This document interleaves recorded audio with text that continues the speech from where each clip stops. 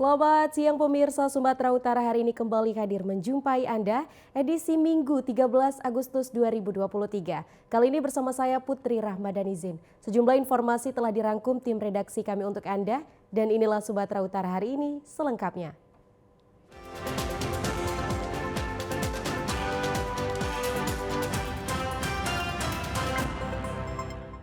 Di informasi pertama, puluhan warga mendatangi pabrik pengeringan jagung di Kecamatan Batangkuis, Kabupaten Deli Serdang karena debu dari pabrik tersebut masuk dan menempel ke seluruh perabotan di dalam rumah. Salah seorang warga menunjukkan debu pabrik masuk ke dalam rumahnya yang berada di Dusun Rambungan, Desa Baru, Kecamatan Batangkuis, Kabupaten Deli Serdang. Seluruh perabotan rumahnya dipenuhi butiran debu yang merupakan limbah dari pabrik yang tidak jauh dari pemukiman mereka. Peristiwa ini sudah dirasakan warga sejak 3 bulan terakhir dan sudah melaporkan ke perusahaan namun tidak mendapat tanggapan. Karena tidak ditanggapi membuat puluhan warga berunjuk rasa ke perusahaan karena menjadi ancaman terhadap kesehatan. Salah seorang warga Masteria mengatakan polusi abu pabrik jagung ini sudah berulang kali diberitahu warga ke pihak perusahaan namun diabaikan.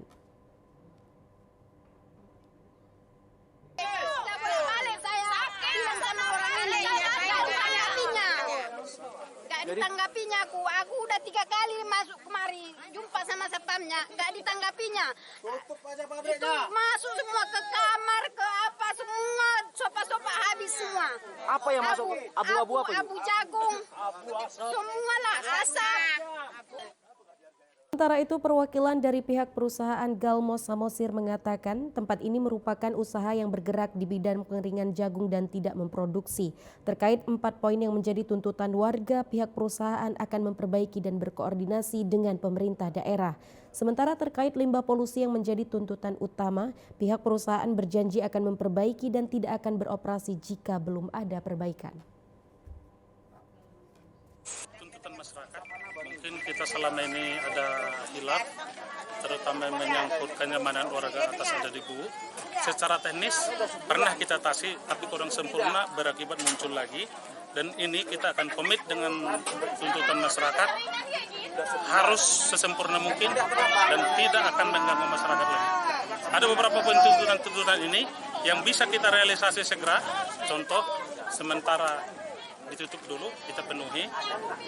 Ini demi kebaikan semua. Sebelum tuntutan warga dipenuhi, warga memasang tenda di depan pintu masuk dan memblokir jalan agar aktivitas truk pengangkut jagung ke perusahaan tidak dapat melintas. Keluarga korban kapal penangkap ikan KM Mega Top 3 yang tenggelam akhir tahun 2017 lalu kecewa atas sikap PT Kerapu Jaya Lestari selaku pemilik kapal yang memberikan uang santunan lebih kecil dari keputusan Mahkamah Agung sebesar 118 juta rupiah lebih. Salah seorang istri ABK KM Mega Top 3 Sapnakan Lubis bersama keluarga korban lainnya menjelaskan seharusnya menerima uang santunan dari PT Kerapu Jaya Lestari sebesar 60 juta rupiah atas meninggalnya keluarga mereka. Namun yang diterima hanya sebesar 47 juta rupiah lebih setelah dipotong biaya administrasi sebesar 20%. Padahal ketetapan dari Mahkamah Agung uang santunan yang harus diterima sebesar 118 juta rupiah lebih. Untuk itu para keluarga korban kapal nelayan tenggelam mempertanyakan kejelasan rendahnya uang santunan yang mereka terima yang diserahkan langsung oleh kuasa hukum yang ditunjuk pihak SBSI Kota Sibolga yang selama ini diketahui turut mendampingi para keluarga korban dalam memperjuangkan hak santunan. Selain itu, menurut para keluarga, penyerahan uang santunan itu tanpa diketahui aparat pemerintahan setempat. Padahal kasus tenggelamnya kapal nelayan KM Mega Top 3 sempat menjadi perhatian khusus dari Pemkot Sibolga dan aparat terkait. Kami merasa nggak puas, Pak, dan keberatan masalah santunan yang mau diberikan kepada kami dari Mahkamah Agung kan 118 yang keluar dari Mahkamah Agung, sementara uangnya nggak sampai segitu. Yang disalurkan sama kami cuma 60 juta, dipotong lagi, potongnya lagi 12,5, sampai sama kami 47 juta yang sampai sama kami. Sementara kenapa bisa kayak gitu? Sementara kan dari Mahkamah Agung nggak lebih 100. Sementara itu, kuasa hukum para keluarga korban KM Mega Top 3 Hotbiner lain yang dihubungi media melalui telepon menyatakan uang santunan sebesar 60 juta rupiah telah menjadi kesepakatan korban dengan pihak Kerapu Jaya Lestari karena PT Kerapu Jaya Lestari dalam kondisi bangkrut. Bahkan sebelumnya para keluarga korban kapal nelayan tenggelam lainnya ada yang telah menerima jutaan rupiah dari pihak pengusaha. Informasi lainnya, pemirsa, Polda Sumatera Utara meluncurkan aplikasi patroli UMKM APPS Polri untuk memberikan rasa aman kepada para pelaku usaha mikro, kecil, dan juga menengah. Polda Sumatera Utara bekerja sama dengan BPD HIPMI Sumut meluncurkan aplikasi patroli UMKM APPS Polri pada Jumat malam. Peluncuran aplikasi patroli UMKM APPS Polri untuk memberikan rasa aman kepada para pelaku usaha mikro, kecil, dan menengah saat menjalankan usahanya di Kota Medan. Kapolda Sumatera Utara Irjen Pol Agung Setia Imam Effendi mengatakan peluncuran aplikasi patroli UMKM APPS Polri ini sebagai jawaban agar para pelaku usaha dan masyarakat tidak merasa khawatir terhadap segala bentuk tindak kejahatan. Mantan Kapolda Riau ini meminta setelah aplikasi patroli UMKM APPS Polri ini diluncurkan, para pelaku usaha dan masyarakat dapat mengunduh atau mendownload melalui handphone berbasis Android. Dikatakan Kota Medan harus dijadikan kota metropolitan yang maju, aman dan nyaman serta membangun kota yang bisa memberikan ruang kreativitas bagi anak muda, pengusaha dan masyarakat. Agung berharap melalui aplikasi ini bisa menjadi jawaban keresahan akan kejahatan dan segera ditangani oleh pihak kepolisian dengan cepat. Yang pertama tadi sudah dilaksanakan antara pengusaha perhotelan berbintang di Medan dengan 40 UMKM yang mana dengan MOU ini tadi diinisiasi oleh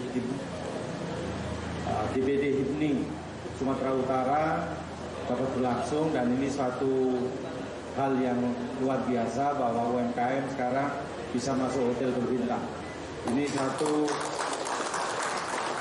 situasi, suatu kondisi yang tentu akan membuat Medan semakin nyaman, di mana aktivitas dan dinamika di Kota Medan ini semakin bisa dirasakan kenyamanannya dan terutama karena keamanannya.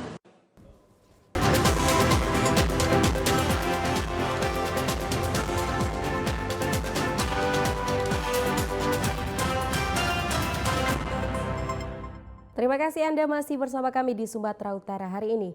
Pemirsa, seorang pemuda di Kecamatan Natal, Mandailing, Natal selamat setelah diterkam kawanan buaya muara berukuran 5 meter.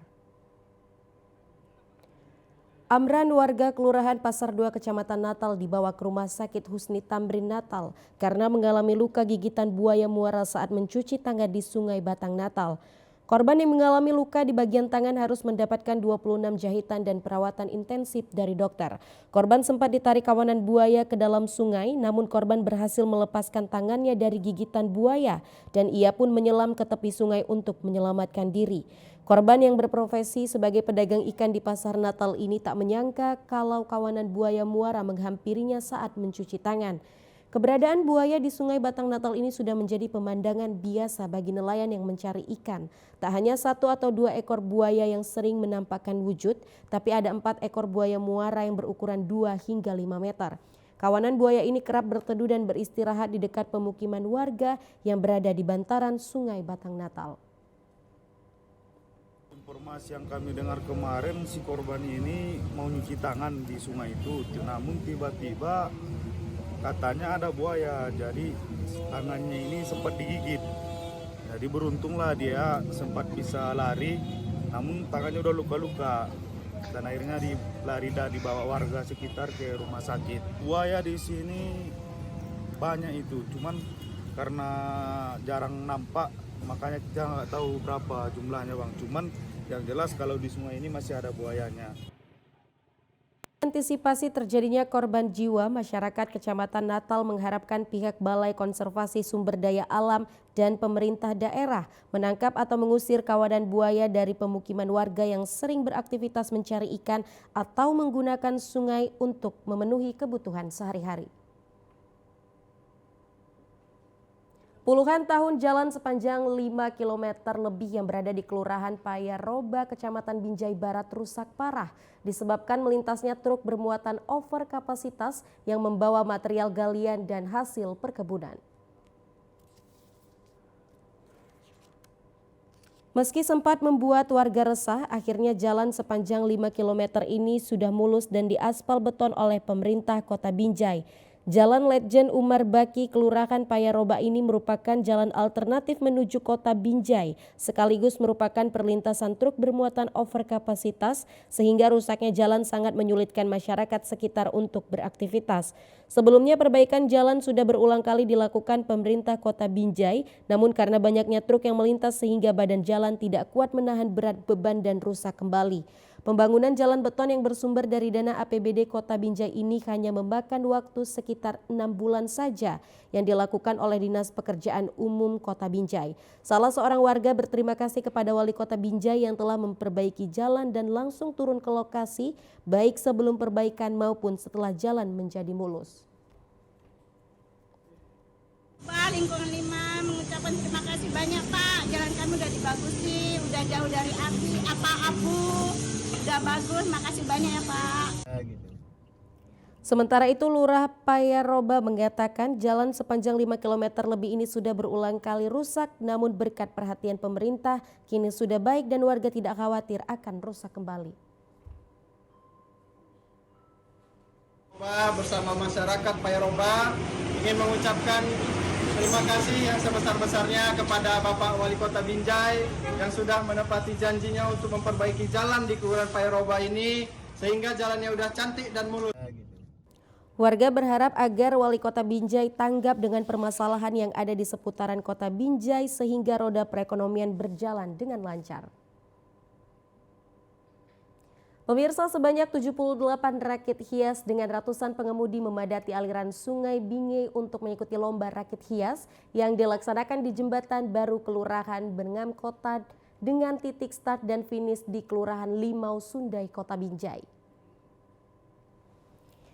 Sejak pagi hari ratusan peserta lomba rakit hias sudah memadati aliran Sungai Binjai dengan berbagai hiasan rakit dan karikatur pesawat serta kapal yang dihiasi dengan meriam.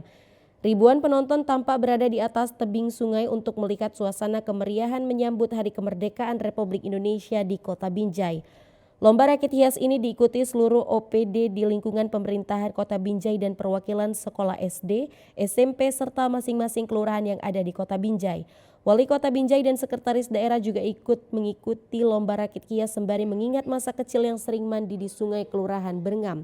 Perlombaan rakit hias ini dilaksanakan oleh Dinas Pariwisata dan Dispora Kota Binjai yang menjadikan lomba rakit hias sebagai agenda tahunan. Berbagai slogan menarik ditampilkan pada masing-masing rakit tersebut.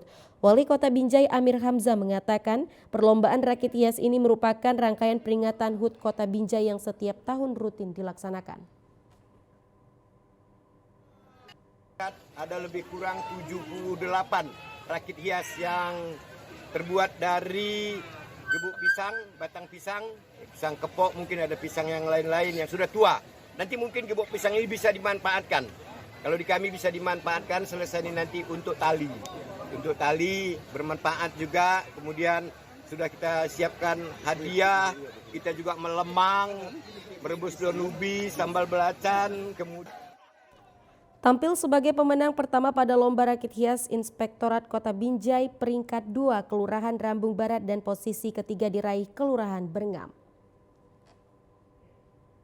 Kejuaraan drum band yang sering diperlombakan pada setiap perayaan Hari Kemerdekaan Republik Indonesia diharapkan dapat menjadi ajang untuk menyalurkan kreativitas para siswa-siswi dalam memainkan instrumen musik. Dalam menyemarakan Hari Kemerdekaan Republik Indonesia, sejumlah sekolah di Kabupaten Tapanuli Utara mengikuti sertakan drum band yang ada di sekolahnya. Seperti halnya Sekolah Dasar Negeri 178-492 Pagar Batu menyambut perayaan Hari Kemerdekaan mengikuti perlombaan yang digelar pemerintah Kabupaten Tapanuli Utara. Selain untuk meningkatkan stamina, keterampilan, dan konsentrasi, perlombaan drum band dapat meningkatkan mutu ekstrakurikuler sekolah dan meningkatkan kepercayaan masyarakat terhadap sekolah tersebut. Perlombaan drum band digelar dengan memainkan ragam corak irama khas drum band dan atraksi ketangkasan. Selain untuk menyalurkan potensi dan bakat anak didik yang kreatif, drum band diharapkan dapat melatih kekompakan dan kerjasama tim serta membentuk mental disiplin generasi muda. Atraksi drum band selain menciptakan kemampuan di bidang seni dan olahraga, diharapkan siswa juga cerdas dalam setiap mengikuti mata pelajaran di sekolah. Salah seorang orang tua siswa, Tumbur Sipahutar, mengatakan dengan adanya perlombaan drum band yang didukung oleh berbagai pihak, para siswa diharapkan dapat meningkatkan semangat belajar dan kedisiplinan serta kekompakan dalam tim. Kami sebagai orang tua, mewakili orang tua, sangat bangga sekali dengan kegiatan ini, di mana launching drum band di SD Negeri Perumnas ini sangat kami banggakan. Dan kami juga sangat berterima kasih kepada kepala sekolah, ibu kepala sekolah, dan seluruh guru-guru yang telah memberikan pikirannya untuk melatih, terutama instruktur pelatih, yang kami sangat berterima kasih kepada mereka, di mana waktu yang sangat singkat ini telah membawa drum band SD yang kita cintai ini menjadi semangat orang tua. Ya pemirsa, informasi tadi sekaligus menutup perjumpaan kita di Sumatera Utara hari ini. Wakili seluruh kerabat kerja yang bertugas, saya Putri Rahmadani Zin. Terima kasih atas perhatian Anda. Selamat siang dan sampai jumpa.